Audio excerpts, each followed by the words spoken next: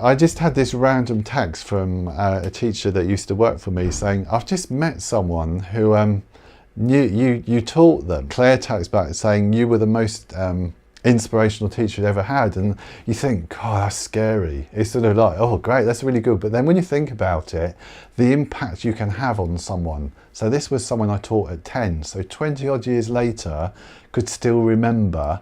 You can be a class teacher and a really skilled class teacher. You may take on the role of a lead practitioner.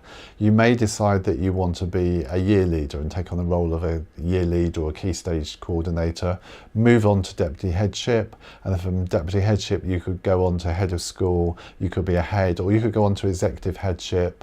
You might then go on to sort of the inspectorate at that either stage of that, or you could even end up in teacher education.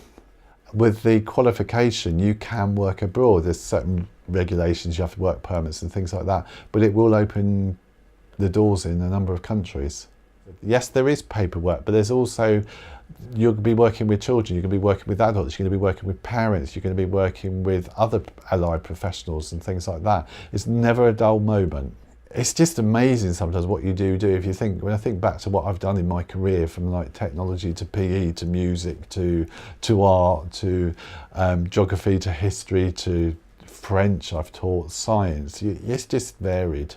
Go by your gut. If that's what you want to do, go and see what it's like, because people think they understand what teaching's like because everybody's been to school, but the profession needs people who actually care and who maybe can think outside the box. So if that's you, go for it.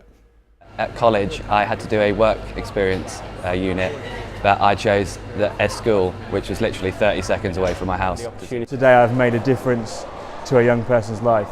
I worked with very young children, which initially wasn't really in my plan for where I saw my career going potentially.